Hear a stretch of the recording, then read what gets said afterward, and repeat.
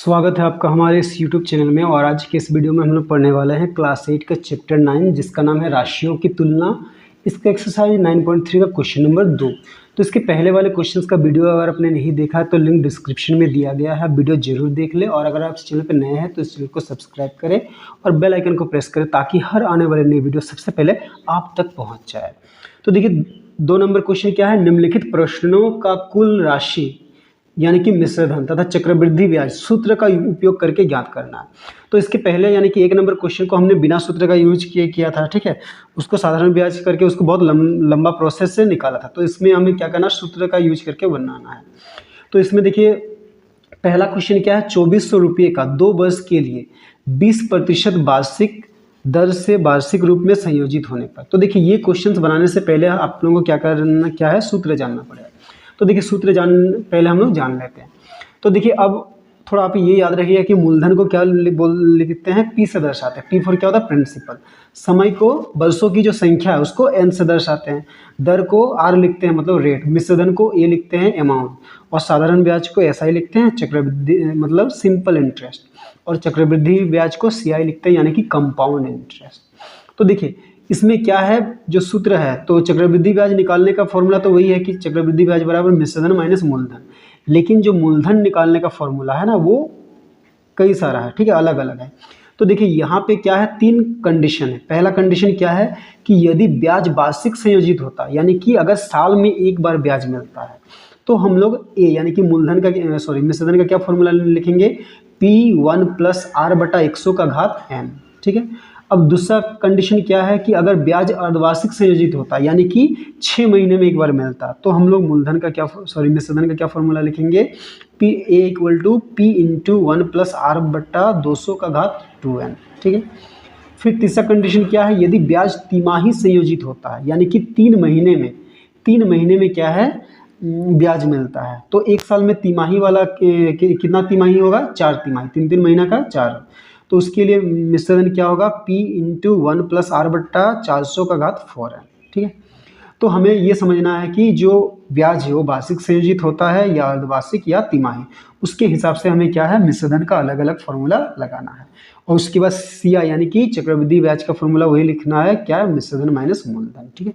तो ये फॉर्मूला को आप अच्छे से याद कर लीजिए तो आपको क्वेश्चंस बनाने में आसान होगा, ठीक है। तो चलिए अब हम लोग क्वेश्चन नंबर 1 बनाते हैं। तो इसमें देखिए क्या दिया है, 2400 रुपया। तो 2400 रुपया क्या है, मूलधन, यानी कि मूलधन को हम लोग किससे दिखाएंगे, P। तो P बराबर 2400 रुपया। फिर 2 वर्ष, तो वर्षों की संख्या कितना है, 2, तो इसको क्या लिखेंगे, N। तो N बराबर 2 वर्ष, ठीक है। उसके बाद दिया है 20% वार्षिक दर यानी कि ये R दिया है। तो R बराबर क्या लिखेंगे, 20% वार्षिक। देखिए ये वार्षिक लिखना भी जरूरी है, अगर यहाँ पे वार्षिक और कुछ अलग रहता तो उसको वो चेंज करना पड़ता है, ठीक है। और क्या बोला है, वार्षिक रूप से संयोजित होने पर, तो ब्याज क्या है, वार्षिक रूप से संयोजित होता है।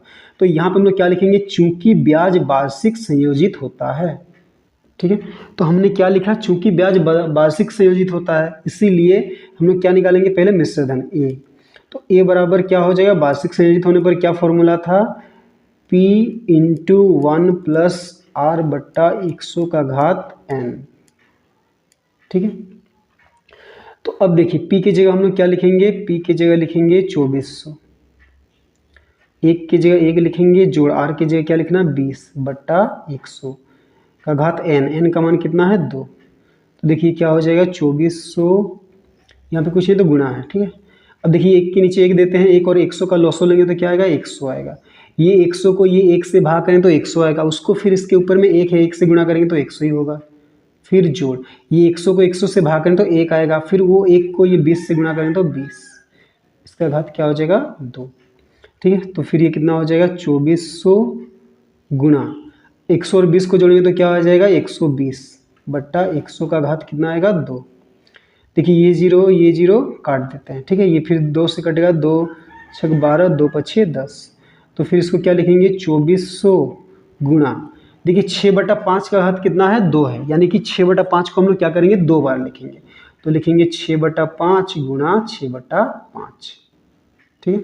अब देखिए 5 से कटेगा, 5 × 5, ये 5 × 4 = 20, 24 से 20 घटे तो 4 4 और ये 0 40, तो 5 हटे 40, फिर ये 0।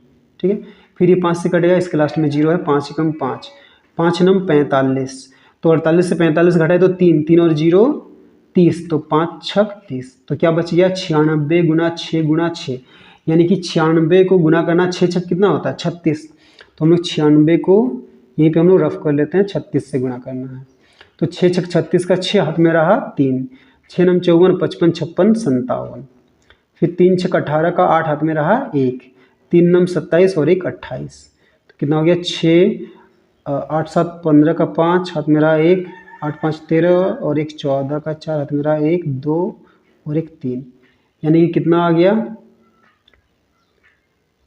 3 4 5 6। ठीक है, तो ये इसीलिए क्या लिखेंगे मिश्र धन बराबर,